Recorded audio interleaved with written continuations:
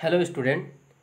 आज की क्लास में बात करेंगे साइंस जी के शॉर्टकट ट्रिक के अंतर्गत खरीफ फसल एवं रबी फसल, जिसको कैश क्रॉप और विंटर क्रॉप के नाम से भी जानते हैं। इसके अंतर्गत मैं आपको कंप्लीट जितने भी प्रकार के खरीफ फसल होते हैं उनसे संबंधित कुछ इंपॉर्टेंट क्विक फैक्ट बताऊंगा। कौन कौन से हमारे यहाँ भारत में राज्य हैं जिसमें सबसे ज़्यादा कौन सा फसल का उत्पादन उच्चतम है, इसके बारे में भी चर्चा करूंगा।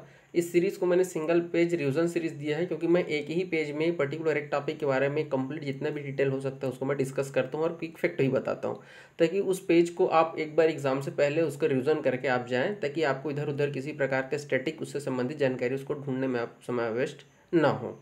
ठीक है, तो इस क्लास में हम लोग जो है फोकस करेंगे खरीफ और रबी फसल को। लेकिन इससे पहले मैंने दो वीडियो और बनाया हुआ है साइंस जी के ट्रिक के अंतर्गत। मैंने भारत में कृषि और उसकी कौन कौन सी रंगीन क्रांति है उसको चर्चा किया था, और इसका भाग 2 जो आया था हमारा अदिश और सदिश राशि के ऊपर मैंने बनाया हुआ है। वो अभी तक आपने यदि नहीं देखा है तो यहाँ आई बटन के क्लिक पे मैं उसका लिंक दे देता हूँ, आप वहाँ जाके उसको देख सकते हैं। तो चलिए आज की क्लास को स्टार्ट करते हैं।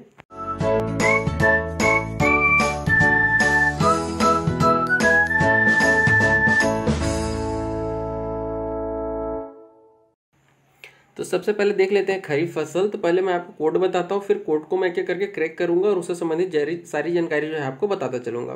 तो देखिए, मैंने इसके लिए ट्रिक बनाया खरीफ फसल को याद रखने के लिए कि सोमू नाम का कोई बंदा है, उसको मैंने एक गधा का मतलब उसको मैं गधा कह रहा हूँ। हालांकि जैसे कि हम किसी की बेवकूफ़ी के कारण उसको हम लोग संबोधन करने के लिए बोलते हैं तुम गधे हो क्योंकि तुम ऐसा कर रहे हो। तो यहाँ पे सोमू नाम के एक बंदा को मैं गधा इसलिए कह रहा हूँ क्योंकि वो जब उसको अति ज्वर है मतलब तब वो बाम खरीद रहा है। मतलब देखो कैसे बोलते हैं कुआं, जब प्यास लग रहा है तब तुम कुआं खोदने वाली बात है। जब उसको अति ज्वर हुआ, जब उसको बुखार हुआ, तब बंदा जो है बाम खरीदने जा रहा है। ठीक है, यहाँ पे खरीदना खरीदता वर्ड को मैंने विशेष करके इसलिए लगाया था कि आप खरीद और खरीफ को ऐसे थोड़ा सा एक दूसरे से कोरिलेट कर सकें। तो सोमू नाम का बंदा है, उसको मैं गधा कह रहा हूँ क्योंकि जब उसको अति ज्वर हुआ तब वो बाम खरीदने के लिए जाता है। इस प्रकार से आप इसको कोड बनाएंगे। यहाँ पे देखिए, मैं सो को यहाँ पे बोल रहा हूँ सोयाबीन, मुँह से मूंगफली, गधा वाला में गन्ना है, धा मतलब धान है, अति ज्वर में अ का मतलब अरहर से है, ती मतलब तिल है, ज्वर पूरा का पूरा यहाँ पे ज्वार से है, बाम में बा हमारा बाजरा है और एम यहाँ पे मक्का है।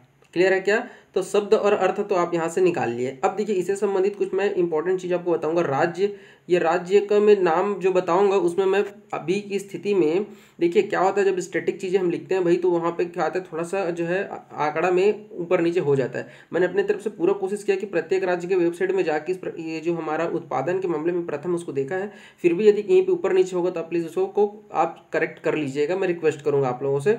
दूसरा इंपॉर्टेंट चीज़, मैं एक चीज़ और आपको नोट करा देता हूँ कि कभी कभी क्या होता है कि इससे संबंधित कुछ डायरेक्ट क्वेश्चन बनते हैं, उसको मैंने यहाँ पे व्याख्या करके लिख दिया है। आप एक बार इसको रीड कर लीजिएगा और स्नैपशॉट करके इसको जरूर रख लीजिएगा। तो देखिए क्या होता है, पहले मैं आपको इसको व्याख्या बता देता हूँ कि खरीफ फसल का मतलब क्या है। तो जो फसल का जो चक्र होता है, जो टाइम पीरियड होता है, वो जुलाई से लेकर अक्टूबर तक होता है। वैसे हम एग्जैक्ट इसको नहीं मान सकते, बट ये जो है लगभग में हम इसको कंसिडर करते हैं कि जून जुलाई से जैसी क्योंकि देखिए पूरा का पूरा जो खरीफ फसल होता है वो हमारा मानसून के ऊपर निर्भर करता है। तो जून जुलाई में ही हमारा बरसात का महीना लग जाता है। तो जून जुलाई से लेकर सितंबर अक्टूबर तक का जो बीच का जो समय रहता है, जिसको हम लोग दक्षिण पश्चिम में हम इसको ग्रीष्म मानसून का जो दौरान होता है, उसी के बीच हम जो क्या करते हैं खरीफ फसल का जो है उत्पादन किया जाता है। सबसे जरूरी चीज़ है कि जब इन फसलों को बोते समय हमें अधिक तापमान एवं आर्द्रता, जिसको हम लोग ह्यूमिडिटी भी कहते हैं, तथा पकते समय शुष्क वातावरण की आवश्यकता होती है। मैंने दोनों चीज़ बता दी है, बोते समय का तापमान अधिक होना चाहिए, उसकी आर्द्रता, और साथ साथ जब वो पकने का समय आता है, जब फसल का जब पकने का जो समय रहता है उस समय शुष्क होता है, क्योंकि जो अक्टूबर और नवंबर का जो समय रहता है उस समय क्या हो जाता है, ठंड का मौसम जो है स्टार्ट हो चुका रहता है। ठीक है क्या? खरीफ की फसलों को पानी की अधिक आवश्यकता होती है, क्योंकि देखो बरसात के दिन में ही होता है तो पानी की आवश्यकता होती है, इसीलिए हम इसको क्या कहते हैं खरीफ फसल कहते हैं। दोनों एक दूसरे को जो है पर्यायवाची है। ठीक है, यहाँ पे हम ऐसे समझ सकते हैं कि खरीफ फसल है और इनको पानी की आवश्यकता अधिक होती है। ठीक है ना?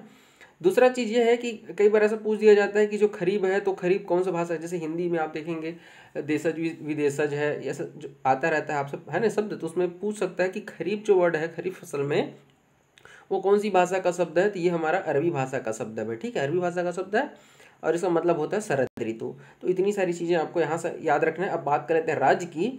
तो जो सोयाबीन का जो उत्पादन के मामले में है तो वो मध्य प्रदेश सबसे आगे है। हालांकि मैं आपसे पहले भी कह चुका हूँ कि ये सिंगल ऐसा राज्य मध्य प्रदेश ही राज्य नहीं है जहाँ सिर्फ जो है सोयाबीन की फसल होता है, और भी राज्य हैं, बट मैंने यहाँ पे सिर्फ जो पहले नंबर पे उत्पादन के मामले में जो है उसको मैंने यहाँ पे फोकस किया है। तो मध्य प्रदेश जो है सोयाबीन के मामले में सबसे आगे है।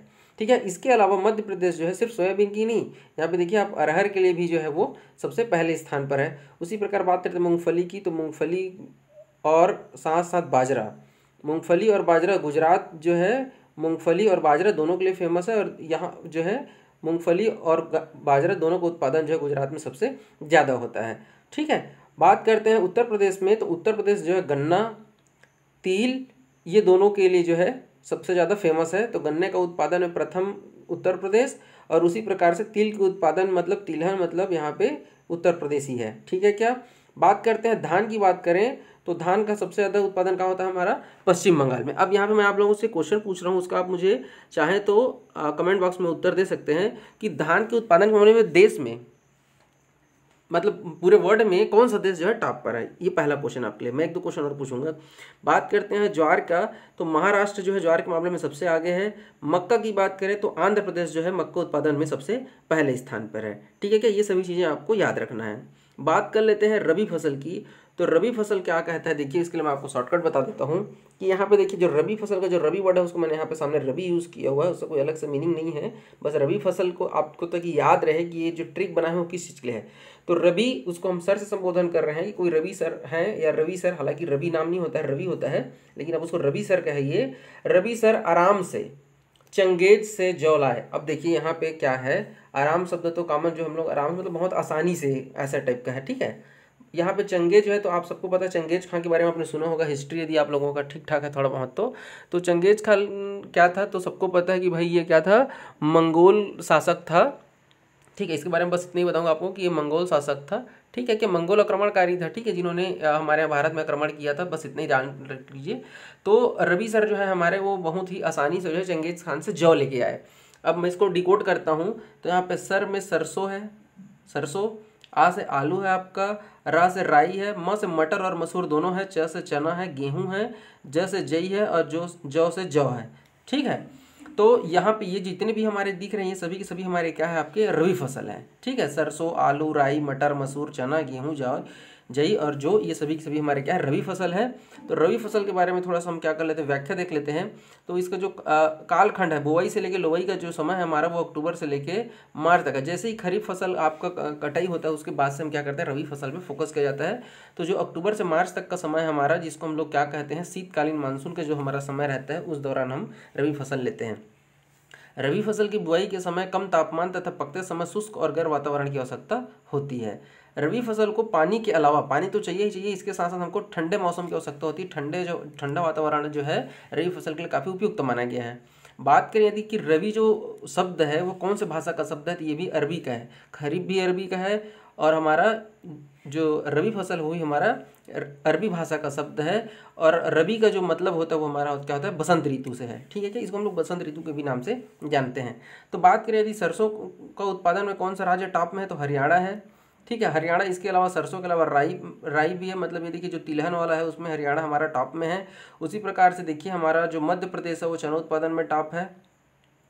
और देखिए बाकी हमारे पास जैसे कि आलू हो गया, आपका गेहूं हो गया, जई हो गया, जौ हो गया, ये सभी के मामले में हमारा उत्तर प्रदेश हमारा क्या है, टॉप में है। इसके अलावा जो एक और इम्पोर्टेंट चीज़ आपको बता दूं, हालांकि जई और जौ में थोड़ा सा एकदम क्लियर मुझे जानकारी नहीं मिल पा रही थी, बट गेहूं के मामले में मुझे एग्जैक्ट जानकारी मिली कि उत्तर प्रदेश जो है टॉप में है। तो आपको बता दूं गेहूँ, जई और जौ ये तीनों जो है अनाज का ही मतलब अलग अलग प्रकार है, और इन कुछ तीनों में कुछ सिमिलरिटी भी है, तो इनमें कुछ माइनर डिफरेंस होता है। तो मैं आपको वो भी बता देता हूँ कि गेहूँ जो है और जई जो है और जौ में है, इन तीनों में क्या जो है थोड़ा थोड़ा जो है डिफरेंस होता है। तो मैं आपको बता दूं अंग्रेजी में, देखिए हालांकि हिंदी में नाम तो आपको एकदम सिमिलर लग रहा है, बट आप चाहे तो नोट कर सकते हैं कि अंग्रेजी में इनको क्या क्या कहते हैं। तो मैं यहाँ पे लिख भी देता हूँ और मैं बोल भी देता हूँ, सुन लीजिए। तो गेहूँ को व्हीट कहते हैं, ये तो सबको पता है, व्हीट कहते हैं गेहूँ को।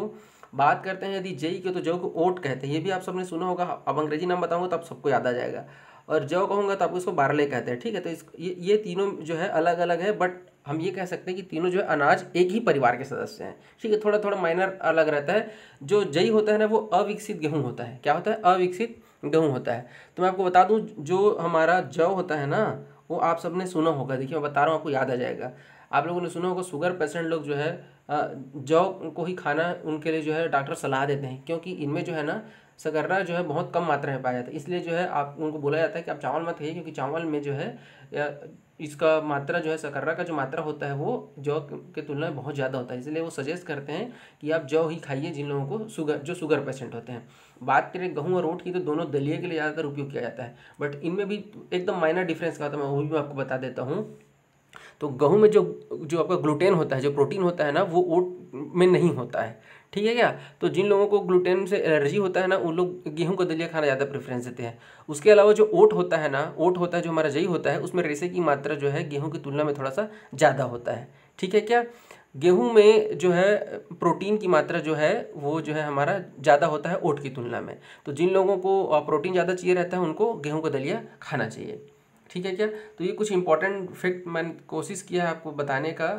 तो यदि आपको वीडियो अच्छा लगता है तो आप बिल्कुल लाइक कर दीजिए, और मैं आपसे कुछ क्वेश्चन पूछ रहा हूँ, आप चाहे तो इसका आंसर जो है मुझे दे सकते हैं। इसके अलावा मैं एक चीज़ और यहाँ पे बता देता हूँ, कुछ लोगों को ऐसा लगता है कि नकदी फसल ही है, कुछ अलग से है क्या या नहीं है, तो उसमें भी मैं आपको क्लियर कर देता हूँ कि नकदी फसल अलग से कोई कैटेगरी नहीं है, बट क्या होता है जिन फसल से हमको डायरेक्ट पैसा मिल जाता है उसको हम लोग नकदी फसल में रखते हैं। जैसे कपास है, गन्ना है, तंबाकू है, जूट है, ये सभी को नकदी फसल में रखा जाता है। इसके अलावा एक और फसल है, मैं उसको भी यहाँ पे क्लियर कर देता हूँ आपको, जायद की फसल। जायद फसल आप लोगों ने सुना होगा। तो खरीफ फसल और रबी फसल के जो बीच में जो हमको जो समय मिल जाता है थोड़ा सा, उस दौरान हम लोग जो जून और जुलाई के बीच के जो समय होता है ना, मतलब ये मार्च से अप्रैल और जून और जुलाई के बीच में जो है ये कंप्लीट हो जाता है। मतलब मार्च अप्रैल में बुआई किया जाता है और जून जुलाई में जो है बहुत कम समय में इसका जो है कटाई किया जाता है। इसके अंतर्गत जैसे तरबूज है, खरबूज है नहीं, और जैसे कि अगर करेला का सब्जी का है, भिंडी का है, तो इन सबको जो है जायद की फसल की कैटेगरी में रखा गया है, ठीक है। तो ये सब चीज़ भी आप जो है नोट कर लीजिएगा। कुछ एक आधा और क्वेश्चन पूछ लेता हूँ, जैसे कि मैंने आपसे पूछा चावल के बारे में, तो उसका आंसर आप मुझे बताएंगे। एक क्वेश्चन मैं आपसे और पूछता हूँ, उसको भी आप मुझे बता दीजिएगा कि केसर की खेती सबसे अधिक कहाँ किया जाता है करके। बहुत ही आसान और सरल क्वेश्चन है, केसर की खेती, ठीक है। एक क्वेश्चन और पूछ लेता हूँ, चावल का कटोरा कौन से क्षेत्र को कहा जाता है, ठीक है। चावल का कटोरा, ठीक है। तो आज का क्लास यहीं पे ख़त्म करता हूँ। लाइक करिए, कमेंट करके जरूर बताइए कि वीडियो कैसा लगा। अभी तक चैनल को सब्सक्राइब नहीं किया तो प्लीज़ सब्सक्राइब कर लीजिए, बेल आइकन दबा लीजिए ताकि हर आने वाला वीडियो का नोटिफिकेशन आप तक पहुँच गया। वीडियो देखने के लिए बहुत बहुत धन्यवाद। जय हिंद, जय